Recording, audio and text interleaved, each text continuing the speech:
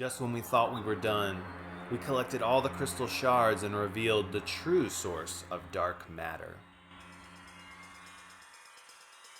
Hey, my name's Paul. Thank you so much for joining me today on the Games Conversation channel. I am finishing and wrapping up Kirby 64 The Crystal Shards. How do I know I'm wrapping up? Because this is the secret, maybe not so secret, ending of Kirby 64 The Crystal Shards. We are heading to Dark Star, this previously unseen planet, and we are going to see what evil lurks in the shadows.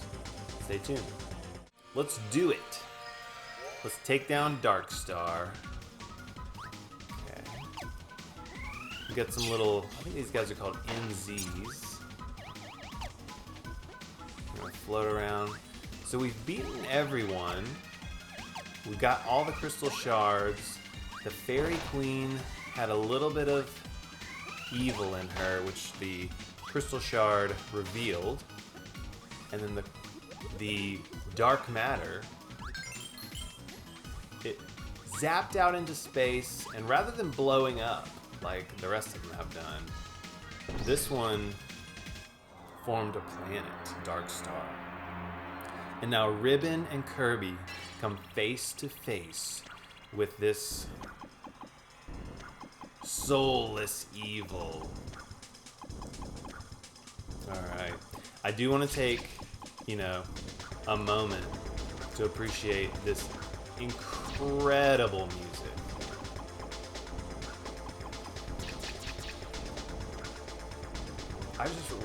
This is one of my very favorite pieces of video game music. I would say mostly in the category of like boss themes.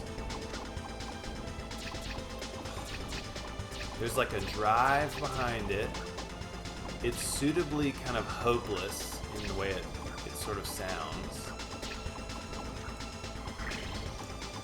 But then, yeah, there's the drive, it's like, even though it's hopeless, we're gonna keep going, and I love that. I absolutely love that.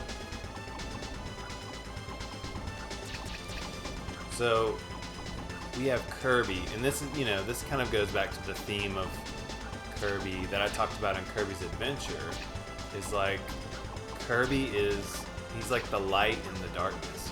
He's joy, he's happiness, he's willingness to help, he's light.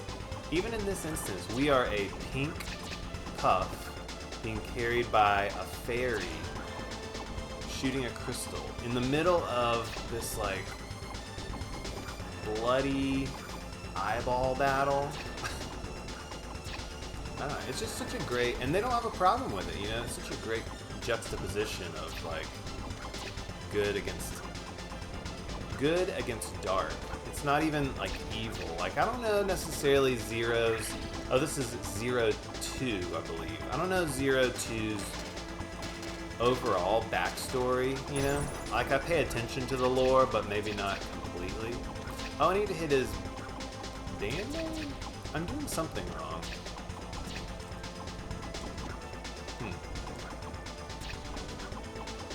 Okay. Well, anyway, I'm going to continue this fight and just love this music for a little bit. So his halo's up there. I'm pretty sure what I need to do is hit him in the halo when he gets stunned. So the controls here are like a little bit, not hard, but they're like a little bit intensive. Like, you gotta think about it, because you can't just sit straight in front of him or you'll get hit. So what you really have to do is kind of strafe across the eyeball. Okay.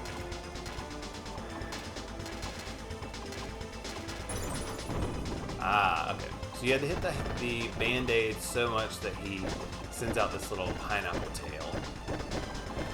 And then this is where the damage actually hits. So when you hit him here, oh gosh, that music is so good. You hear it like kind of climbing, and then he recovers. I love it. So where our power cards normally are, like needle, cutter, bomb, all that stuff, now we have the ribbon, to represent Ribbon, the fairy, flying with us. And then we have the crystal shard, because we've collected all the pieces, and so now we use it to eradicate the darkness. And Zero, as I understand it, so at the end of Dreamland 3, Kirby fought Zero, like 1, I guess, as the actual, like, final boss. After you got all the missions completed, you went and fought Zero. And Pineapple Tail going again. And so he was just a gigantic, like, screen-filling white sphere that kind of, there were like these slits that appeared on him that looked like little cuts, and he would attack you with blood, essentially. And then once you had attacked him enough, his red eyeball ripped out and chased you around and you defeated him. So this, I'm not sure if Zero 2 is like a descendant, a different creature, or like a return creature. You know, he has angel wings, so potentially it's like Zero died and became an angel, like a death angel or something. You can actually strafe, once you stun him, you can strafe all the way to the sides and destroy his wings, which we want to do here. And that makes him like less, it's harder for him to turn. So you can kind of like get shots easier, and he can't track you with his little blasts as easily. And I just think it's fun.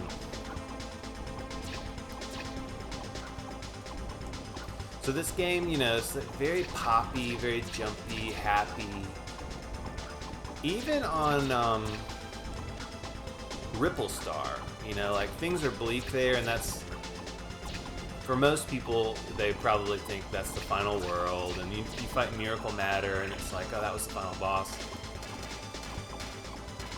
But even on Ripple Star, you know, it's a fairy planet, and so things are generally pretty peppy. But then you get to Dark Star, and it's like, this is like the classic Kirby syndrome where, oh, at the end, it just becomes like way darker than the rest of the game. So we beat Zero 2, the true source, I guess, or master of dark matter.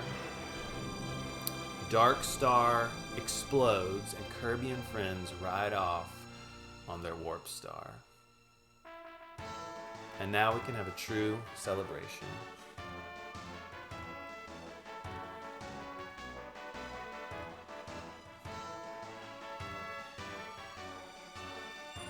Oh. I came to really like Ribbon. She's just very earnest and sincere. You know, she's young. She like needed our help. And she was with us the entire time.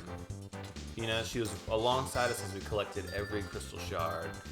And all those kind of like cutscenes between planets where she's, you know, kind of like guiding us to the next place. It was just cool. She was a very endearing sort of like companion.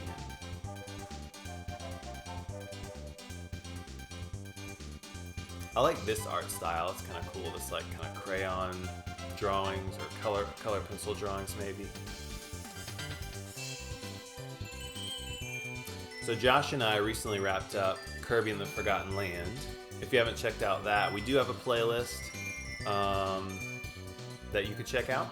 And it was a really fun game. You know, obviously like a bigger kind of an adventure. But it's fun. It's been fun going back. I played Kirby's Adventure for NES as well, and that was cool to revisit. You know, that's obviously a much more compact adventure. Kirby Crystal Shards, like, it's a fun time. It's a little bit bigger, but still ultimately like movements in 2D, and there's like the kind of typical 7 worlds. But there's still so much kind of like charm in this game in particular that I really just love. Like, this is a game I can revisit a lot. Ugh, there he is. There's Zero 2. I can revisit this game a lot, and it's always fun. I think combining powers is a lot of fun. I think the story is, you know, for Kirby, it's good enough. Like it feels meaningful, especially when you get to 0-2 and that kind of secret boss fight. Thanks so much for joining me on the Games Conversation channel. I really hope you've enjoyed this playthrough of Kirby 64 The Crystal Shards. I know I have. It's a game I always like to revisit. If you liked today's video, go ahead and leave a thumbs up. It lets me know that you liked it, and it helps the video spread to more people.